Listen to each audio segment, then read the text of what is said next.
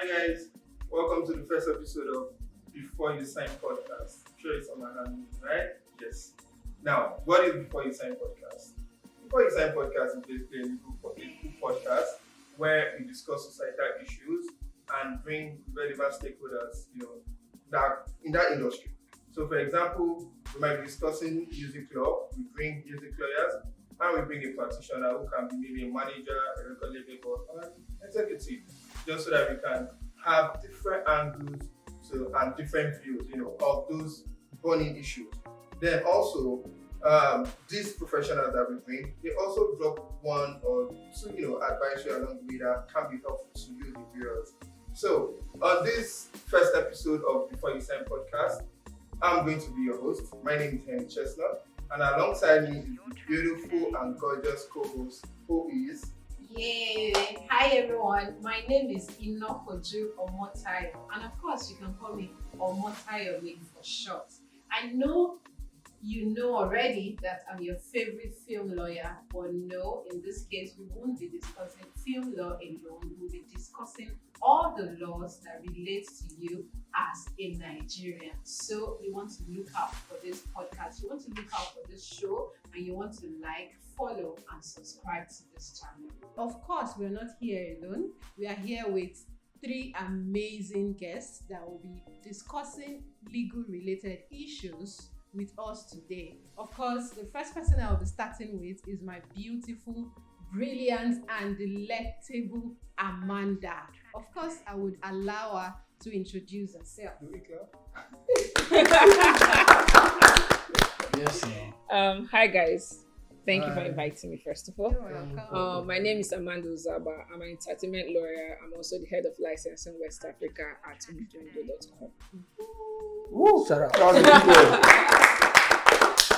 Summarized introduction. Yes, sir. The next person. All right, sir. Okay. You? Music. Let my boss introduce himself. Interesting, man. I don't know. Hi guys, thanks for having me. I like the idea of the show, and I trust that you guys will kill it. Introduction: my name is Akinyemi Ayinoluwa. I'm a music lawyer. I live and work in Lagos, Nigeria, and I've been a lawyer for about 15 years. I love what I do. I'm also happy that we're in a very, very special time in Nigerian music. Yes. And as lawyers, this place, we have a lot of people that are actually contributing a lot to what is going on in the Nigerian music industry. So big ups, guys. Thank you. Sure. Okay, so I can go on, all right? Yeah, the only non-lawyer. Yeah. My name is Nelson Ufene. I am a music business analyst and a talent manager. I work with Imagination Music Management. I work with emerging artists. I'm passionate about music, and I feel very, safe around this panel, of lawyers. And it's also good. It's also good to meet people who are actively in the music business, because it's about building networks, about building relationships, and it's about even furthering or advancing where we have come as far as the music business is concerned. So it's a pleasure to be here. Thank you guys for inviting me. Awesome. So there you have our three guests, and like I said before, we'll be starting with Amanda. So Amanda, let me give you a quick background. So sometimes ago, my younger brother wants to start his music career, and he asked me a particular question about what are the deals that he needs to get familiar with when it comes to the music industry. So let me throw that question to you as a music lawyer. What are the deals that frequently come up when it comes to musical deals? Okay, I was going to say, first of all, you not get familiar with any of the deals. You should get a lawyer who's familiar with those deals. Okay. Yes. Okay. But aside from that, deals, common deals in the music industry, first of all, for anything, everybody knows record label deals. So it could come in different forms. It could come in a recording contract or a 360 contract. It depends on the arrangement we and the record label. Then if it's not a record label, it could be a music investment contract. It could be just someone investing in your music. And that's just from the beginning. Now, from point of view trying to make something, you have different deals. You have your producer agreement, your songwriter agreement, you have your split sheets, which is very important for anybody that is contributing on the track. Like it's crazy that a lot of people don't think about the importance of that, because I don't think so far we have a timestamp that will say, okay, this rights has expired for now, that maybe after 3 years or 4 years cannot ask for it. So if they don't transfer rights to you or you don't share rights, person can wake up any day and ask for it. So it's something you need to tie up at the beginning, not even at the end. Because when they hear the records, plans changes. People start asking for things based on how they anticipate the record will do. So have the conversation from the beginning. That's for the making of the music. By the time you're done and you're not pushing it out, you have your distribution agreement, you have other agreements that can come in, and licensing deals. It could be sync license, it could be let me just say licensing deals generally. I would say those are typical agreements you could have in the industry. The other agreements that will pop up, there's maybe influencing agreement, there could be endorsement agreements. True. All of that are like, I'll call them third party interference that can come in for the career and the music of the artist, depending on how they go. There could be also partnership agreement between two big labels to push the artist. That happens a lot. We see that in our industry, because I think we have the music, but most of us don't have the right funding. So when the big guys come with FX, we need to collaborate with them. So all those partnership agreements and all of that. But yeah, those are the common agreements we see in the industry. Interesting. So for a young artist, right, I hear when a lot of them say, oh, there are templates all over. They can easily go to the internet and just type sample of a recording contract or sample of a distribution contract. Yeah. So is it advisable for artists to just go online to download templates and use? I'll give a nice and a nice answer. Interesting. And a nice answer is here for yes, that. please do. Please do. Okay. And I'll charge you more when you come back for me to rectify that problem. Okay. But generally, the nice me, Yeah. the nice lawyers, what we say is don't do template. It doesn't help anybody. It's crazy that in this day and age, I know there's AI, there's templates, there's all of that. It's easy for you to bring it up and do. But I don't think lawyers are expensive. There are different ranges of lawyers. If you're meeting one lawyer, I think it's expensive, check out your friend that is starting up, that is in a law firm. You never can tell that person's. You guys can grow together. People can learn together. And they know it's not from law school you start drafting contracts. You are learning. Most of us, even till now, are still learning. There's something we see that is different that we pick up. So it's a continuous process. So I don't think in this age, anybody should be relying on template. How will you now see maybe template is Nigeria? The both companies are in Nigeria, governing law is Netherlands. How? Sorry, the arbitration clause. Do you get? And these are things that can happen. And it's crazy that when the agreement comes to the person that is accepting it, for example, let's say the artist now, they give you, let's say you're the record label, you do the agreement, you don't know, you give the artist, the person just joyfully, without giving it to another lawyer to pick up those problems, sign. There's no problem. People want to go to Netherlands to start enforcing the contract, that like start dragging matter in court. Do you get? So it's not advisable at all. It might seem like you spending more money, but literally the way I see is that a lot of artists and a lot of people in the music industry pop bottles and clubs. It's just you sacrificing one Friday night and you pay a lawyer and they'll do the job that will save your life, basically. True. So and in addition to that, there's no two types of contract or deal that is exactly the same, and that's why you actually need a lawyer's input, because what you have negotiated with your clients or your record label or whoever it is you're working with may be different from what the templates actually considered to come up with that template. So it is always advisable for you to work with your lawyer when it comes to signing and negotiating deals in the music industry. Of course. Before we proceed, Okay. there's a question I'd like to ask you. Okay. And there's sense of asking that question because this whole podcast is built on simplifying the good jargons. I don't want anybody to watch this podcast and say, oh, we will not understand them, they are lawyers and there's one industry professional. So you said when you're explaining the types of deals, prevalent in the industry, that is obtainable in the industry, you mentioned record label deal or a 360. Can you please explain what a 360 deal is? Okay. So a 360 deal in its simplest form is a deal where the person is going to gain and benefit from all your streams of income. That's the way I put it. Okay. So it could be, some people will say, okay, 360 deal mean that the person is giving you all services, recording, distribution, management, all of that. But most record labels already give that on the beginning front. So me, I tend to classify a 360 deal as a deal where normal record label is supposed to aim from. You're supposed to benefit from anything that comes out from your music. Do you get music that they created? But you see some deals that is, oh, even if it's club appearance, even if it's social media posts, even if it's every little bit of your earning, there's a percentage inside. That's what I call it 360. Oh, thank you. You nailed it. You nailed it. All right. So, how to ask the next question to Mr. Akinyemi. If you don't know him, please check him on IG. His page is hot. Is the OG for the As OG? the MT music related content is up on his IG. Now I'm shy. How am I to answer this Comment question? section. You will see How am I celebrities going to shy? talking on his comment section. You know? So let me ask you this question, sir. Yeah.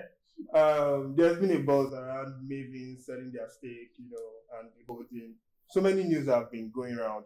I think from what I read was that it was Panda that actually sold their holdings. I don't know how genuine that news I read is. Panda sold their holdings, and typical of a startup, I do startup law and the rest. Typical of a startup, there's always a time when they exit a company. So if they put in $10 million in your company, most times it's 5 years and above. So Kupanda had reached that their exit stage, so they've exited. But I think a lot of Nigerians are saying it like, oh, maybe Don Jazzy needed money and he sold, So, but from what I read, it was Kupanda that sold. So I want to ask you now, first of all, what do you make of the deal? That is Kupanda selling to UMG. Was it probably because they couldn't find an African buyer for those catalog, that they now had to sell to UMG? Or maybe it was somebody that made the highest offer? That's number one. Then the second question I would like to know is, UMG coming into Mavins, being, on the board of Mavins, being a shareholder, what do you think is going to likely change? Would they likely change management and control, or they might just be looking at exploiting the catalog, that they purchased? For example, Rema's and Selena Gomez, track that did 1 billion streams. Are they not going to say, oh, okay, there are other avenues for us to make money for this record, or, they will be involved in the management? What do you think about it? More like what So all right, thanks for all the accolades. Hopefully my answer to this question is going to show that I'm kind of brilliant. Definitely. So I salute the transaction. I think that's like perhaps the most remarkable deal done in the music industry in Nigeria in the last 20-30 years, because Don Jazzy's company, the Mavins, have been able to produce like 2 major world stars in music, with Rema and Aerostar. And now they've solidified their position as, Africa's or Nigeria's biggest music company. And then the journey started like maybe 6-7 years ago when they collaborated, when they came together with Kupanda Holdings and I think a second company, TP, and they came together as a joint venture to bankroll, to invest. Now, whatever comments we're making, we really do not have all the facts. So we're just a bit of assumptions and what the industry practice is usually like. So I think the people bankrolled Maven, and now Maven is seen as a successful company.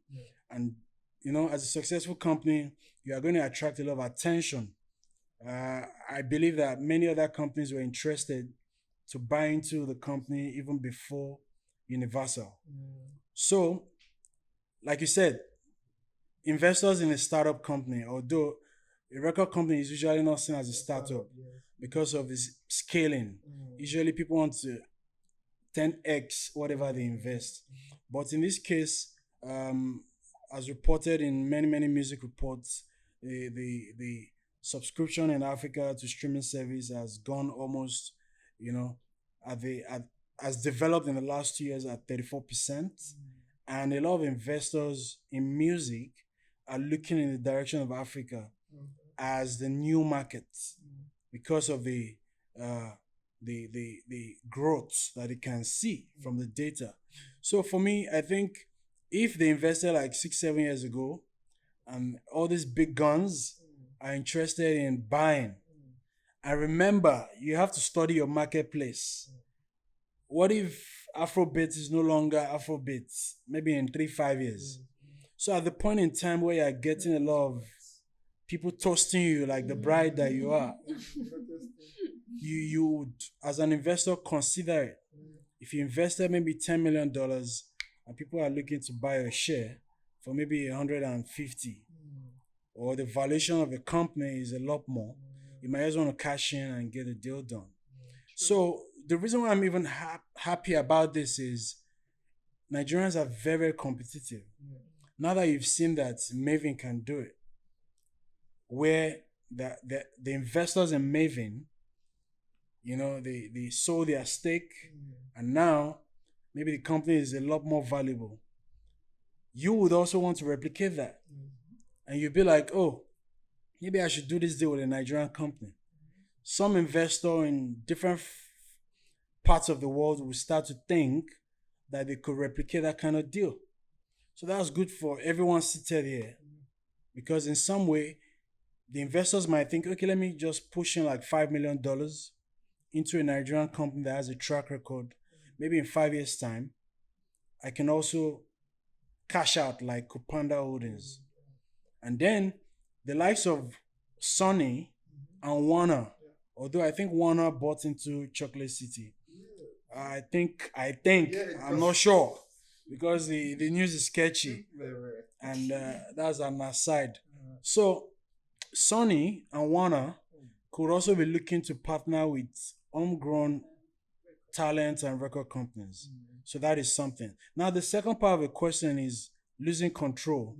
Whether now that Universal has come in to buy the majority share in the company, whether they could wield more control and just change management along the lines. Trust me, I think if I have a vision to start an entertainment company, maybe a film company, a music company, and I build it from, maybe I was in my early 20s and I worked on that for like 15 years, 10 years, and maybe I have 20-30% still in the company. Yes, I might still want to be the one to control, how the company actualizes its vision. But if I see like a big investor who is buying up a larger share, and I'm at the point in my career where I'm like, maybe I don't want to be the one to be at the driver's seat anymore and relinquish control. So far, my 30% or 20% stake remains in the company, and they can't buy out my interest forcefully. I don't think it's a big deal, because whoever has the controlling shares or majority of ownership usually would control, except there's a contract that says otherwise. But from the report we saw, there's a news that Don Jazzy and Tega will continue to, they will continue as management. So for me, I think this is a new chapter. Hopefully it doesn't stop. I pray that there is more, foreign interest. Although a lot of our music executives at home, many people are kind of wary. They're like, hey, Afrobeats is going to change. There's a lot of foreign interest, foreign money controlling and that. But even if you work in any territory, whether in the UK, Spain, or in the US, if you build an independent music company to the point where it is prominent and successful, a lot of the majors are still going to want to get into your business. You get? Except you want to keep doing it by yourself alone. You don't need foreign money. And without foreign money, you might not be able to scale. Because with Universal in the picture now, a lot of the talent on Maven Records would have access to more resources, financial, human, and more opportunities. I think that would also have a ripple effect on the Nigerian music industry. So I think it's a good transaction. All right, that's good. So, So, Mr. Nelson, over to you. Yeah. The main man. So, we all know that when it comes to music, right, it's usually a story of from grass to grace. Yeah, people hustling to pay for record sessions, to put their music out there. But we understand that promotion is a major part of the music industry, and most times young artists struggle with raising cash to promote their music. So how do you think young artists can actually work with a lean budget for promotion and still achieve the kind of results that they want when it comes to pushing their music internationally?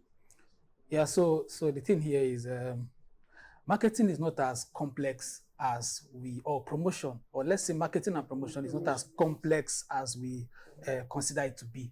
It's just that it's still a new terrain, right? And the music business is still evolving, right? So, and I know that with time we'll get it right. Sure. You know, and again, you talked about templates.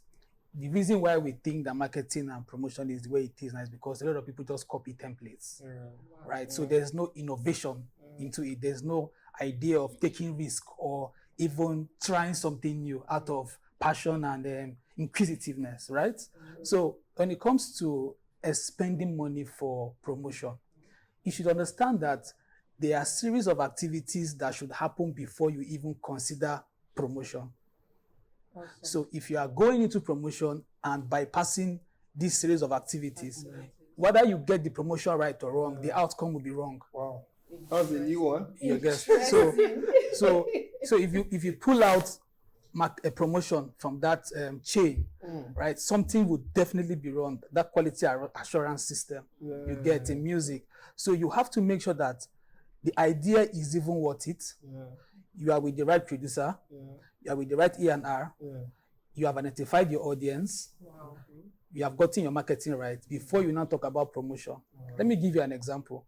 If MTN, for example, goes to, or let's say a brand that sells alcohol decides that they want to go to Kano State to advertise their product. First of all, the product is good, right? But they are going to a wrong audience. Wow. Because nobody actually, most states in the north are Sharia states. So even though there are people who secretly take alcohol there, but you've already known that this terrain is not advisable for you to go to. So whether you have a lean budget or you have a massive budget, you are in the wrong place. True. You get. So it's really not about how much you have, but how well you understand what you want to achieve. Because when it comes to promotion, you have to start from the end to where you are. That is, I know what I want to achieve. So what will it take me to get to where I am? For example, you want to build a house. You have to go to an architect. He would design and develop a model, meaning that we are starting from the complete idea. And then we'll now say, okay, we need 5,000 blocks. We need this, we need that, we need that. But when you are here and you're considering, okay, we might need 10,000 blocks, you may be wrong, even if you have all the money to achieve it. So coming back to your question, promotion has nothing to do with whether you have a lean or budget. that's not what it is. Promotion is what you do after you have done effective marketing, meaning that you must have people who are already using your product to promote that product to them. If I don't know you exist, why are you promoting something to me?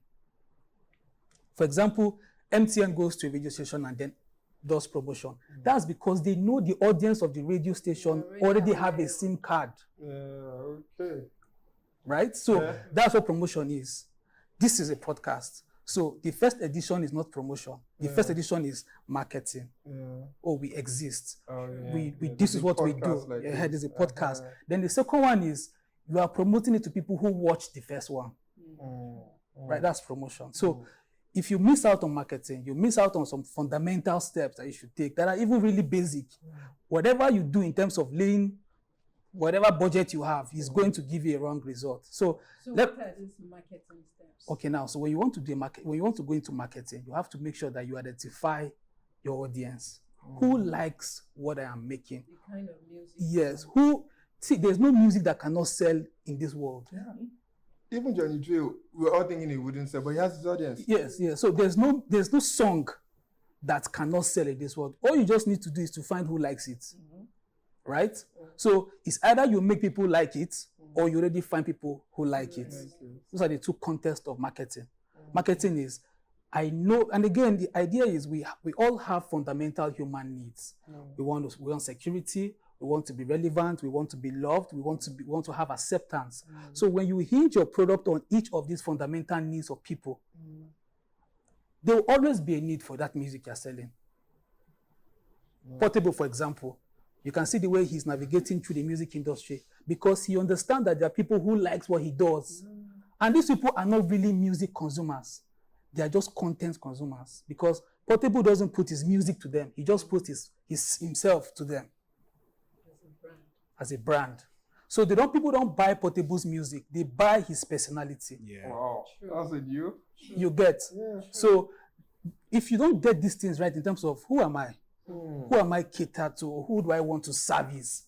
Look, you can have 1 million fans and I can have 1,000 fans.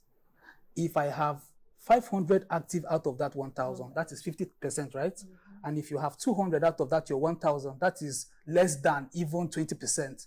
I am more of a celebrity than you. You get. So if you don't get these pieces right from the onset, in fact, you even get your recording deal right, everything that you do will just be faulty, right? So when it comes to marketing, you have a lean budget. You know your audience. You can maximize it around your audience. You know, if I have like 100 fans and I have 100,000, instead of me, like what we do in marketing, you could come to us and give us 10 million and say, look, I want my song to go viral. We're not spending that 10 million. We are leveraging on our network to help you build a community, right? Now, let me put it this way. What does it take to win an election in the country? You don't need to know everybody. You only need to know few people who have the influence. You know the INEC chairman, you know the head of this, you know this, and then that's all. You get the thing. So when you Nigeria, so when you come to me to market your music or to promote your music, I'm not thinking about everybody in the world. I'm thinking about those people who would naturally gravitate towards what you have already made. So it's more of the strategy behind the marketing and promotion, rather than just the budget alone. So if I notice that as you have tribal marks, and then you have this Yoruba, thick Yoruba. What am I promoting you in the East for? That budget is not needed there. Yeah. So I have to make sure that you have a strong base here and then get you to collaborate with people so that while they are listening to their own person, they don't have a choice but to listen to you. And that's what worked between Olamide and Fino. Yeah. So, and again, no average South African artist spends any money to promote their music in Nigeria. But because we make something that is similar to what they make, so naturally the DJ doesn't have a choice to spin their own music.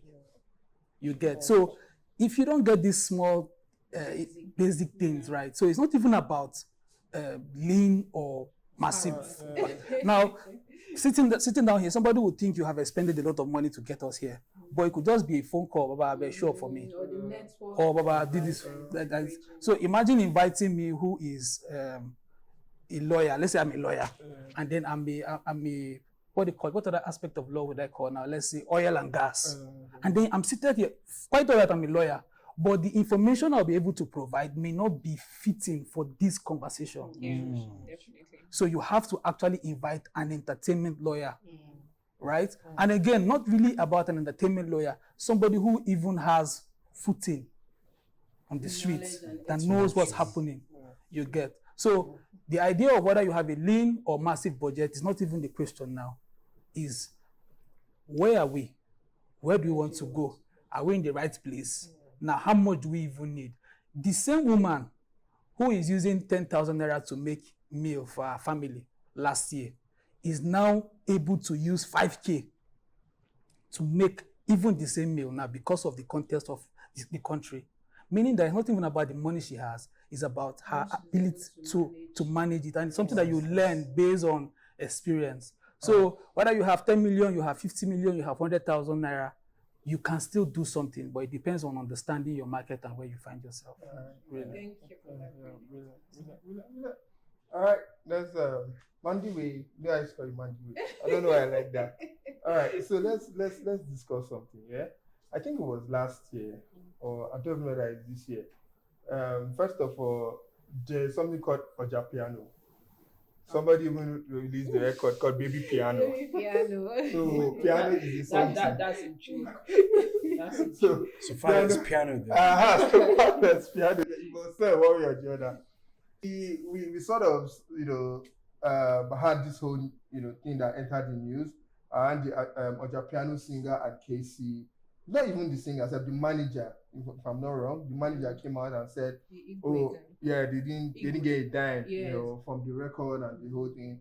KC came out and said, oh, that, he put the guy in final clothes and some other, and then I think they gave them money. So the manager said they only paid them like 200,000. Yeah, but Casey came out. We received, of course, that transferred about 1.2 million to the guy and his manager, right? So those were the issues that they. My confusion is, why is it the manager that is talking? I don't understand. Is that they didn't pay the manager or they didn't pay the artist? So Who was not paid? They sort of worked together on the project. So the manager was an A&R yes, on the the project. manager, yes, and the artist. Okay. Yes, they worked together on the sound, right? But the artist is okay. The artist is happy. The artist might not necessarily be. I don't even think it's the matter of the work together. That artist, the guy, the Japan guy, is really young. So I think it's the manager that speaks for him. Because he never for once came out and said something. What he's supposed to get. So he's speaking on behalf of the artist. Yes, as his talent. How managers manage people and the whole. Okay. So the whole trending debate was, is the Ojapiano guy entitled to royalties, off that record, of the Ojapiano song? Because clearly from what we saw and from what we read, there is no percentage for him of publishing. So a lot of people were advocating for the Ojapiano guy, saying, oh, he deserves something. That Ojapiano sound makes, maybe 90% of the whole song. And that's why people listen to it, according to what we saw. Even Casey came out to say, I think it was about 5 months after the music was recorded or released, and he said he hasn't made any money from the release of the song, and even if he eventually makes money, he's not willing to share anything with the guy, except if he just feels like giving him a part of royalties that he make from Casey it. came out with receipt. Any of the receipts like split sheet agreement. Transfer receipt. But Casey shouldn't be having such problems Transfer receipt. in this age. He's too big to be having Too big, such man. problems. It's been a lot. He's been in the industry for a long time. Yeah. But if I'll come in, so the thing here is, Casey is not wrong. Okay. Why I say so is, if you and I decide that we want to take a stroll out, and I decide that I'm going to buy you just meat pie, and then when we get there, somebody now decides that he's going to buy me a car, and then because you came with me, all of a sudden you think you're entitled to that car. It's not the same thing. Now, the contest here is, we want to work together. We are not certain if that song will blow, number one. You are not even in talks of whether I will promote that song or not, right? I decided to do something with this song and it became successful. Now you think because you were ignorant, you only get what you bargain for. You only get what you ask for. I'm talking from a production aspect now. Please come and put your input here. Casey is a big star. You didn't, like what you said earlier, if you don't get it right by getting a lawyer, whatever you see in that process, you take it that way. I think Casey is just being pressured to do what, even what is clear. This guy came to work for him. He paid him, he gave him a one-time payment, right? This guy wasn't even sure that Ojapiano thing would even sell. Or not. What if Casey decided not to promote the song? Would we be having this conversation now? Okay, so it appears Amanda has an advantage. Yes, of course. I feel strongly. There's something called copyright law. Ladies first, please let Amanda take. I know what you're saying. Like, what you explained is what happens. Like, where you're saying, okay, in the business, layman terms, no problem. But like I said earlier on, the fact that if this person doesn't have plans of retaining their rights, they have to transfer the rights to you. Do you get? There needs to be a documentation. That's why I asked if part of the receipt was a split sheet, saying that, okay, this guy that worked on it, if he likes, let it be that he followed him into the studio itself to leak suites, but he contributed on the record. Did he transfer his rights to you? As far as that's not there, if like pay 1 million, 2 million, payment doesn't transfer rights. The person can wake up anytime as far as that right is valid and say, I want my share. So that's why I said this kind of issue shouldn't be happening to Casey. Casey's been in the industry for a long time. He's an OG. Like, I've known him since I was small, before I even knew what music business was. So what he would have done was, okay, fine, as you're making that payment, document it in form of an agreement saying, okay, this payment I'm paying you, I'm giving you, say he clothed the guy and all of that. All of this I'm giving you Together. is a final Yes. payment. Full Like, this and is full and final payment for your contribution on this record. Going further, there's no royalties. I'm going to carry on the weight of promotions and everything. And then you don't get, once that documentation is there, if like talk from today to tomorrow, you transferred rights. But as it is now, if the guy tries to go to court, is except maybe along the way, maybe something we don't know, maybe through WhatsApp message or something, guys already agreed. Like Casey has some concrete proof saying, okay, I'm giving you everything, I don't want anything from you, Baba. Except that the court will side the guy. But the question I would like to ask is, Yeah. we have a lot of content creators.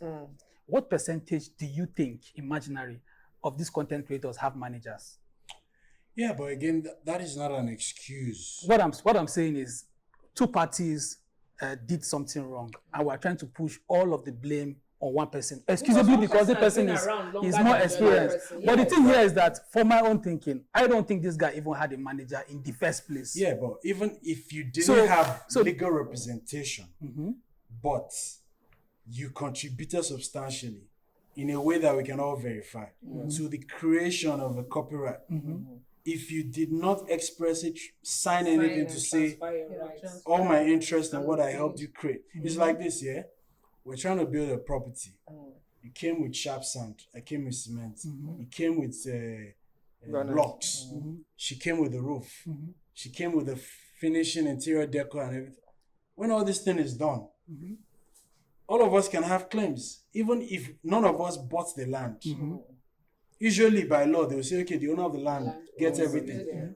The owner of the land will still be the one to probably win. But why not just from the inception? When we are all coming together to collaborate to create anything. My roof, my interior Exactly. So it should be very, very clear to everyone. Maybe they could renegotiate after. So that's why But coming out to say this guy did this guy this negotiation is going to be very difficult. It's going to be very difficult. So who is at everybody wants You would have a higher power. So who is at fault now So between Casey and the the people guy? at fault are the people who know better and should have avoided unnecessary controversy. Of course. That's why I say again, Casey has been around for a long time. All right, I could agree, because probably Casey didn't even think that this is a sound that would even pop. Yeah, Well, but even again, if- by But law, regardless, he should have known better. so it's like this. I will If take you want that. to buy like a property, you don't just make the assumption that, oh, I know this guy is selling, I know the family is selling the land. No need to do my investigation or due diligence get my and all those papers things. right. Same thing with creating music. We can be best friends in the studio. Everybody's laughing, we're smoking, we're drinking, we marry, and we make magic. Trust me, as soon as the world accepts that sound, the controversy that can crop up from our inability to properly agree to say, hey, you have 50%, I have 50%, let's sign, let's shake hands on it. But in this case, you are Casey's lawyer. Yeah. Defending Casey in this matter. Yeah. From what point will it come from? I would be like, oh, because Casey has more leverage, is the superstar here. I'm going to make sure that I offer something to the other party that contributed that they can't say the no other person to. cannot decide that this is what I want. The other right? person, if that person has a strong lawyer that is a troublemaker, they'll No, frustrate everything. No, we're talking about They'll you. bring down the song. We're talking about you. Yeah, because as a reasonable lawyer that is experienced, 15 years, I would try to make sure that the song does not die. Of course. So whatever. So that leverage you what can we're, give up, yes, so I'm going to give up something. something that will be substantial, that can be part of the catalog of the other person. So my point is, it's not a matter of who is right or who is wrong. I think the fact is that it's about furthering issues like this in the future, because there will always be a Yeah, first but time. there are too many lawyers making noise online. That this stage should still be an issue. I've been making noise for more than 10 years. She's been making noise. She's been making, everybody has been making noise Like, about this doing day and business age, you properly. should do it. So in If 2023, it happens to you, just have coconut head. yes, it shouldn't be happening again. So that means, that guy has been ignorant now, right? But you don't understand. I get. If an illiterate in the game, if they run into an issue like this, people that know better will be like, but And you, you should know don't you better." know that you should protect The yourself? perfect example So- is that Olamide and Asake thing, where Olamide was going to sign Asake. Asake said, "Oh, forget, I don't need I lawyer." don't He said, "No, Yes, take and trade exactly. lawyer." He knows better. Yes. I agree. All right. So very close to this question, Yeah. right, is another question that I would love Akinyemi to take, which is so recently a lady called Ewako, she called out Funke Akindele, and in fact she sued Funke Akindele for using her songs in a soundtrack in a movie called what's She that must called? be obeyed. She Must Be Obeyed, a series on Amazon Prime. So she called out Funke Akindele that Funke Akindele used her songs that she recorded in her film as a soundtrack without one paying her or giving her credit. In fact, other actors, I think Waje and what's this other big brother lady? V. They performed the song in the series and they didn't give her credit, they didn't pay her. She claimed that it was Funke Akindele's maybe representative or manager that came to her to brief her about the soundtrack. But then the guy came back with the feedback that they didn't like the soundtrack and that they were going to drop it, only for the series to come out. And she noticed that they used the songs as soundtrack and also performed it in the series. So as a music lawyer, if let's imagine that Ewako was actually your artist, what would you say? What would be your reaction in such a circumstance? Yeah, so I'll tell her to give me the full story Okay. and also be very clear with what the complaint is. Because according to law, if you make an assertion, you must, prove it. Yeah. So give me the full story, make your claims, and then back it up with as many supports, whether chats, whether emails, anything that can support your story to show that indeed what I'm alleging is true. Because in the music industry, in the film industry, it is very collaborative and things move very fast. I've seen many cases where, people call people for submission of ideas, submission of songs, and then the people you called out to submit their ideas and creativity, they submit these things, but then you say no to many things. And maybe last minute, you're trying to meet up with your production, the things you've said no to, you now start picking it, or some other people in your camp do not want to pay something very substantial, and then they start remaking some of the ideas. Like you said no to a screenwriter or a script, but then maybe your friend that will not really charge you, you tell them what the story is or one of the stories you found to rewrite it and make it into something you can shoot. So in this case, this is not a strange occurrence. This is very, very common, not just in Nigeria, all over. And I'm really, really interested in that matter. I would like to see where this leads. I think as a lawyer, we need to test the laws. The whole principle behind intellectual property is that we should reward the people who expend time making their creativity beneficial to the marketplace, or even touching the civilization with their creativity. So the law says when these people do what they've done, they should benefit. So it would be in the interest of everyone when we create music, when we shoot films. Even Funke Akindele, I'm not saying she's wrong in this instance. She would also not appreciate the idea of when she shoots her movies, and before it gets to the cinema, it's everywhere in traffic. So we should all uphold the principle that whoever does the work, who's creative, who has helped in any way to collaborate to make our lives easy, make our projects a success, let everybody get paid and get their credits.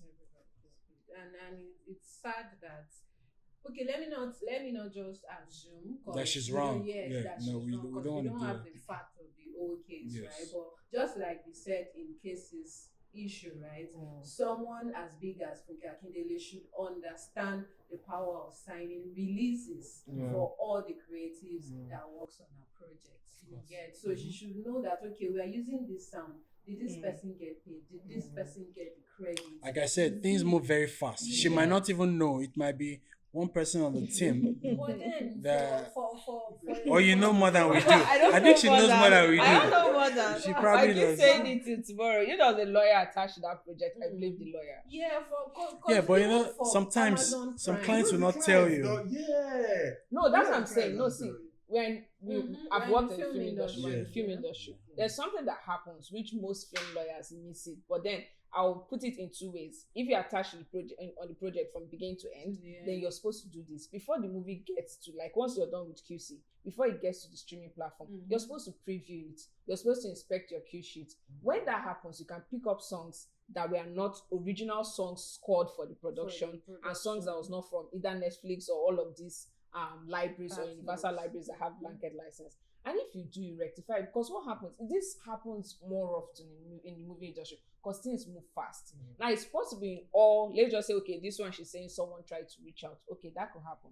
There's also situations where they give you a song list to try and get license to this song, and you're not able to achieve everything. You just get a few, but maybe the director is already attached to a particular sound because of one sentimental reason or the other for a scene. Or the post-production guys, the editors didn't get that information, they'll go ahead and use the song. It happens. Now it's at that point when you're clarifying things, where you're previewing and ensuring that, okay, all third-party materials on this production was cleared. I'm checking my cue sheet. Is everything okay before I send it to the streaming platform? That's when you're supposed to pick it out. But then most people are not. Even streaming platforms, aren't they supposed to check all these things? That's it. They expect you to. That's Yeah. why most times But when you the shouldn't when be the on issue them. gets to them, Indemnity. they send it back to They So you. Because you've already told them, I've checked everything. Exactly. You're submitting a cue sheet that when they look at, they are saying, okay, their sound said that it's probably tabulating or evidencing all the sounds of this production. So it's left to you to ensure that everything is okay. Not them. Most times they don't check, they just check paperwork. Okay, everything, all deliverables are complete. The production looks nice. All right, fine. Let's go. Just go. Okay. But it's true though, because I've actually had a client who, had an unlicensed song in his movie. When we went to cinema, was on streaming. So the artist contacted the producer. He knew that it was basic from our letter. So he just, abided by whatever we told him. The demands, he met our demands and all. Now on his, funny enough, we now became his lawyers. So on further projects, we're now doing all the paperwork. In fact, he even tells me, music, look,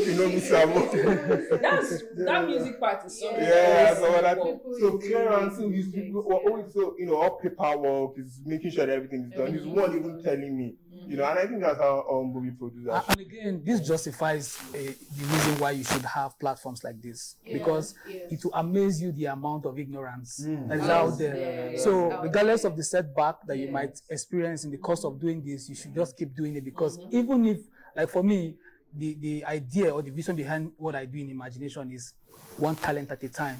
So you should focus on one person at a time. As long as there's one person who is ignorant out there, your work is still relevant. So regardless, just stay encouraged as far as even the legal aspect is concerned. Because what happens most time, I know that you will experience it, is we are solutions driven. So we have to see the problem first before we respond, instead of even creating sensitization, for people to understand. And the target should always be emerging artists. It should always be guys who are just starting. Because if we wait for the KCs and the Funky and Kidele to make the mistake, why are you in the game for this long? Yeah, the thing so is, let's focus on that. I'm even that angle. encouraged, because now, like 10, 13 years ago, when I used to really be a noisemaker on social media, producers were not talking about split sheets. But now, in the last 3-5 years, a lot of young producers, they know what to ask for. Of course. When the record is done, they know how to ask you, like, hey, make sure you send a producer agreement, send a split sheet, make sure you send a features artist agreement, and so that we can properly protect everyone's interest. So I think all the noise making done by dozens of lawyers is starting to translate to making sure that the root of title in movies and films, making sure that the split sheets and producer agreements in music, that all these things are properly done. Another gap that I find that lawyers should also come in when it comes to the idea of marketing is these bloated results that marketers even present to artists, right? So what we see these days is that marketers just come and say, I'm going to give you this, I'm going to do this, I'm going to do that, give me 10 million. And these artists do not even know by what parameter would that even know that you have achieved this. And I see that happen like 5 years, the same way we are solving old problems, these new problems will come up where you see an artist trying to even sue a marketer to say, you promised me this. I can even tell you that even though we're in a digital age, Alaba then is more even like a credible platform, because Alaba will tell you we're going to do this and they will do it. But in this digital era, it's just so much of assumption of results, right? As long as you have 10,000 streams, how does an artist quantify 10,000 streams when you are when my song is like, when people pull out this information from their DSPs, they see my song trending in Pakistan. Who listens to Afrobeat in Pakistan? In the stream farm there. You understand? So, and these artists are not even aware that the marketers have done this. Like, there are a lot of artists who have complained within my community that their songs are being dropped from DistroKid and whatever, and they are not even aware that the marketers, engaged in these things. You understand? So I think that's another angle that you guys should also try to come in. The part of numbers, I think the thing is that a lot of people in the industry are blinded by clouds. Of course. So most times those marketers give those numbers because when they give you the real number, it starts seeming like, oh, you don't know your job. But they told me that this person will give me this number, but that person's lying to you. So the person that is saying the truth, that is giving you something realistic, you don't want to hear. You want to hear, no worry, this song is mass. Give me 10 million. Take of course. 10 million views. Boomplay will give you plaque. This one will happen, that will happen. So that's the thing. A lot of people need to stay in tune. Like, so the demand is what is creating the supply, actually. You now manufacturers. Everybody thinks that when they show cloud number, that means they are doing well. But when it comes to actually showing, okay, how much are you making from it? When you try to do, you have the fan base, when you try to do a show, the people come out, you can't present. You just have bloated numbers. Of course. Of course. So one question that I would like to ask Akinyemi is this issue of power play in the industry, yeah? So you see a young artist that is just coming up, maybe wants to write lyrics for a Davido or a Whiskey that is high up there. And I think I saw a similar post on your Instagram page where I think it was Tiffany Red when she called out Beyonce that why is Beyonce earning publishing rights on a song that she didn't write, And similar things happen in the industry where a young songwriter is collaborating with a big artist. So how would you advise a young artist when it comes to negotiating with the big guns? Like, what are the strategies? What are the things that you can do to at least, if not the exact thing they should get something substantial out of the deals? Yeah, so I think all this, what I'm about to say, I discovered maybe like 2-3 years ago. Interesting. If you working alone in the music industry, it is very easy to be bullied and for people to take advantage of you. But as an upcoming talent or as an emerging talent, if you just work with some other person, just for example, you are going to a meeting, don't go alone. If the person is way, way bigger than you, try as much as you can to just go with just like a partner or a friend or your producer. It's going to change the dynamics of the relationship. If you are meeting a big person, the temptation usually is that you go alone because you want the big person to kind of like take you as a younger brother and you guys want to have deep connections. But oftentimes it allows the bigger person to possibly prey on you. Even if you want to send emails, just by simply copying another person. In fact, you could even be the one to create a false image of, some manager somewhere. You just say, oh, my manager is copied in this email. Trust me, it's going to make the bigger guy think twice. And so what I usually advise is if you can't get a lawyer, a manager, as an upcoming talent, try not to do things alone by yourself. Just you as a dog going on the street to another dog instills fear in whoever is coming to do you any arm or attack you because you're not alone. So that feeling of not being alone can help you avoid a lot of people that waste the time or take advantage of it. So what I think is the most expensive solution would be upcoming artists, emerging talent, get a lawyer or get a manager. But I'm also very, very I appreciate the fact that not everybody would at the start of their journey have a lawyer or manager. True. So if I could add to what you said, which I think is right, communities. Like I started Imagination as a community. So we had lawyers from the MBA Academy. We had a lot of guys there and they offer these things almost for free, right? Okay, so you have a meeting somewhere and then, guys, I'm going for so thing. What do you guys think? Okay, do this, don't do that, don't do this. It saves you, right? To a certain level. It gives you a lot of information. If I have a community, for example, either maybe on WhatsApp or something, and I have people like you there, it's a crop of some emerging artists. They get almost all of these things they pay for free, right? So I think aside what you have subscribed or what you've prescribed, people should think about communities. For example, I think you should also have your own modular community. Yeah, on Instagram, I try to share all these things for free. Right? But a lot of them, when they come into my DMs or emails, they have to pay for more. Wait, once you take it outside of that place. Yeah, but again, just the little that I share is enough. If you are very observant and smart. Then do you think having like an understanding of maybe your roles and the usual thing that you should get from such deal, just having an understanding of the deal itself and what you should ask for? Trust me, I'm a realist. Sometimes when you meet your idols or people that are bigger than you, everything that you thought you knew would just fly off. You would not remember. You're just going to be. You would not see. Honestly, Ashake knew that he was supposed to get a lawyer, but Olamide was like a god to him, and that was the opportunity to live whatever his reality was at that point. So I'm very, very, and there are some clients that I've met. They have a very messy situation and they've signed, and then I'll tell them, look at this is the worst case scenario. You might need to do 2-3 more years under this deal, or we can do our best to get you out. And some of them will be like, oh, 2 more years, Abby. Trust me, a lot of, even Jay-Z at some point did a bad deal. Not really a bad deal. Sometimes we have to give up a lot at the start of our journey. Maybe somebody signed us and now we're getting 30% or 40%. The person's getting a lion's share. So we have to understand it. Even for everybody, we started young as young lawyers.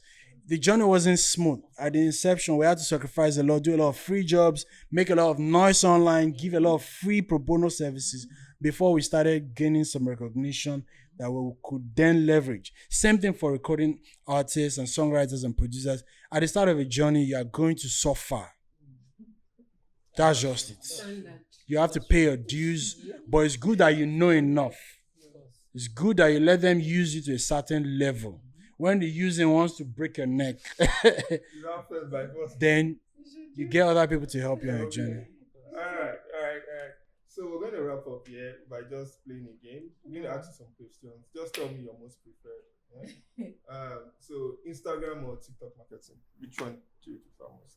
TikTok. TikTok, why? It has a direct niche, because when you're on TikTok, you attract, I don't know if it's the algorithm or something, you attract certain kind of people who stay over what you are doing consistently, unlike Instagram. Yeah. Okay, secondly, offline or online, when you have a lean budget, which one would you go to marketing? Online. Yeah. All right. So, Akinyemi, next to you. Songwriters, producers, or artists? Who do you love to represent? The one that has changed my life, producers. Yes. I'm always grateful to all the producers that have been supporting me. They were the first people to give me a break. And I think, if you're a young lawyer watching me, pick people that, that need representation. At that time, they needed a lot of help. Yeah. So if you're a young producer now, you might look to represent digital creators that are really, really making moves. Trust me, those people are collecting money. If you can manage them or be their lawyer, you're going to make money as well. Of course. So final question to wrap up. Can you please, for budding lawyers, especially maybe those fresh from law school, those who are still in law school, can you define what a music lawyer is? So they just understand. A lawyer that provides legal services to everyone in the music industry. Okay, so who are the practitioners in the music industry that a music lawyer can provide services to? Artists, record label, music execs, songwriters, music producers, investors. I've already mentioned record label, distributors, licensors, literally everyone. All right. So thank you. I think you should wrap up for us. Okay. Thank you so much for coming on the show today. Thank you, Amanda. Thank you, Nelson. Thank you, Akinyemi, Mr. Create Your Future. Yes, and that's what he's doing for all music artists out there. And that is why we are all here, to educate you on legal aspects of your everyday life. Not only music, human rights, intellectual property, everything that you do that has to do with law. So see you in our next podcast. Thanks for having us. Really appreciate subscribe it. on our YouTube channel. Please. Yes, Of course. like and subscribe. Like and subscribe. Thank you, guys. All right, God bless. Bye. Bye. Bye.